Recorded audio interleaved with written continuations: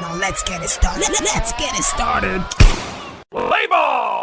Manchester United and Arsenal played a 1-1 draw at Old Trafford. Bruno Fernandes scored a free kick in the first half of that game. This is the second time in the second Premier League game in a row that he has scored a free kick. Probably is back in form. In the second half, Rice scored to make it 1-1 after a cutback from Timber. That game ended 1-1. Okay, guys, in the first half of that game, it was interesting. Arsenal normally will have possession and Manchester United will try to hit on the break, but they considered a goal. I think this is, I don't know, the second time or a couple of games they considered first, but I think they are trying to show off that defense. But generally in this game, how do you see this game?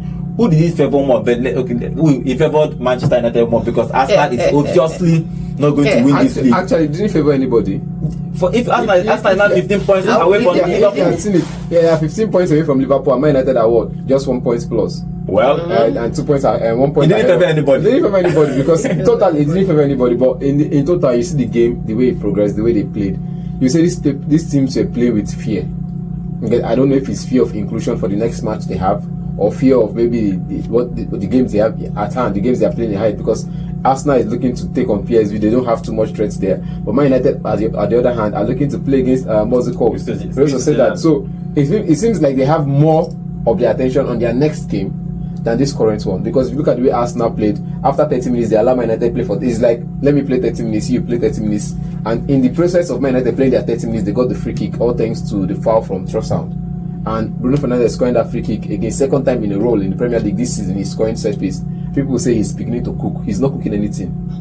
He's not cooking anything. I'm saying it the way it is. You don't perform in one game and after 3 games you go switched off and you come back again and another game you score one freaking and everybody think you're back to world class status. You don't switch on and switch off the world class status. You're always there or you're not there at all. So for me, in this game, Arsenal was not there. Man United was not there. John, if you look at that game, Arsenal starting Merino again. We campaigned in this game that Pogba Merino should be a substitute, but Sterling was looking from the bench. But I understand what he's doing. If you play a particular player, maybe 5-6 games in a particular position, he might adapt quickly than introducing him. So probably that's what Arteta is thinking because he's without a striker. But you could see it in this game, even though they scored 7 against PSV. But you could see it in this game that Premier League teams are not like teams in other leagues. They are not like Dutch teams. But then I have an issue with, you have a valid point in terms of if you play a player more in that position is, enables the player to adapt faster to that role. But then if everybody knows it's Merino playing in that position,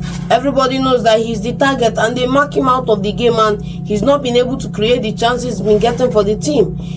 I find it funny that Arsenal will go through what they went through trying to get Raheem Sterling into the club, pay him the hilarious sums they are paying him to sit on the bench right now, and not give him the time to play on the or get on the pitch and play for Arsenal. Why have him around then? I would have rather spent that money signing in a striker. I could have gotten Liam Delap for 15 million or 20 million in the summer, have him on the side, and maybe now he would come good for the team. So I feel that Arteta has not made the best of decisions with this team. You went in the Champions League, you scored 7, and then you come against a Manchester United that everybody is picking points off in quotes, and you're unable to get 3 points when you need it the most. I feel like we are seeing the beginning of a declining season for Arsenal. They could finish 3rd, man. Okay, let's see what happens. If you look at that game in general, it did not favor Arsenal. But Arsenal needed to win that game if they had this small chance for probably taking that league away from Liverpool. But now it's 15 points ahead. Liverpool is 15 points ahead of them, even though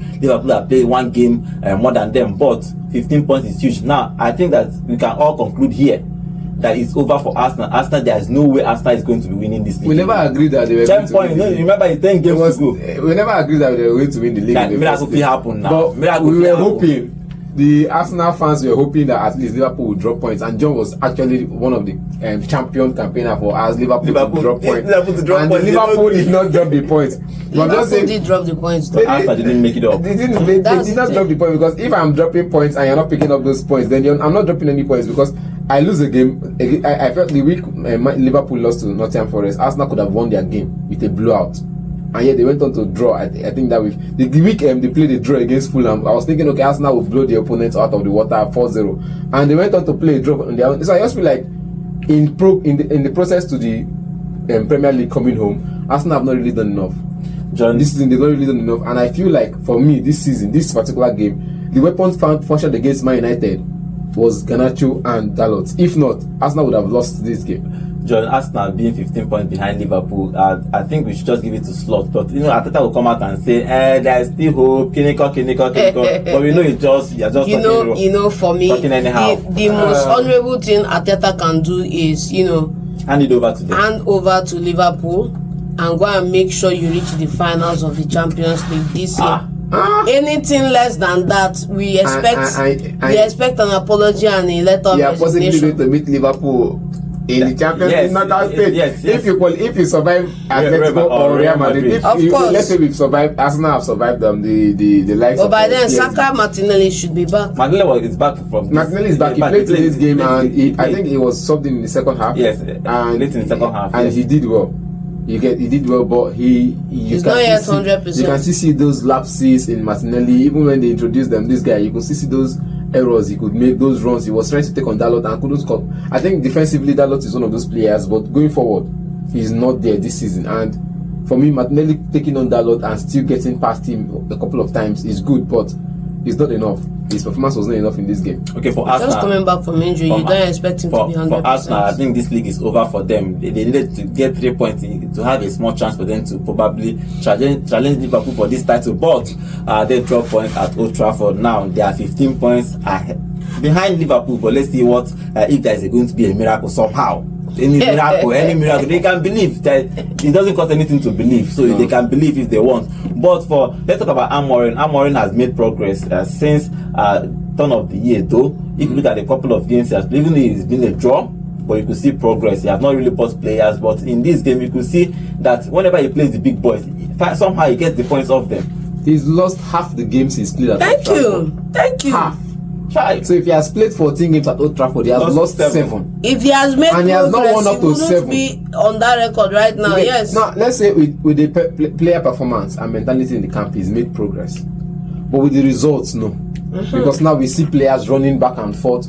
Man United don't have to go see players. If once they lose the ball, you see players walking back. But you lose the ball, Garnacho loses the ball. He's sprinting back to help the defense line cover the defense line. Bruno Fernandes loses the ball, he's sprinting back. The substitutions are coming good for him. Whenever he looks up, he's like, okay, fine. Eriksen come out. Even today, the substitution makes sense. Eriksen and Zeski came out for Højlund and what's it called? The young boy. And Toby Koila. Yes. Is that the substitutions are making sense for him? Substitutions are getting, and the guy is a workhorse, running around, getting the balls back, and trying to progress attack, which is good for him. In retrospect, in performance level, the results are okay. In mentality, the results are okay. But on the pitch, as in the results, is not coming from. John, the same problem. Zeski didn't score. Højlund did not score. The same problem every single week. The strikers are not scoring for Manchester United. They should just buy in the summer. I keep saying it. The supply channel for Højlund is not there. For me, Zeski was physical. Like I would say, if this is a problem Amorim sees as a problem, he would have addressed it by now. If he hasn't addressed it by now, clearly he's not interested in these two guys. They can go by the summer. Okay, let's see what is going to happen, because Højlund and Zeski, they are not scoring for, even though Zeski scored last week a couple of times. I think in Europa League, Real Sociedad, they scored that goal in Real Sociedad against Real Sociedad to make it 1-1. But in the Premier League, both strikers have not been scoring goals, and probably in the summer, Amorim might decide if he's going to stick with 2 of them, or probably sell one of them and buy one striker.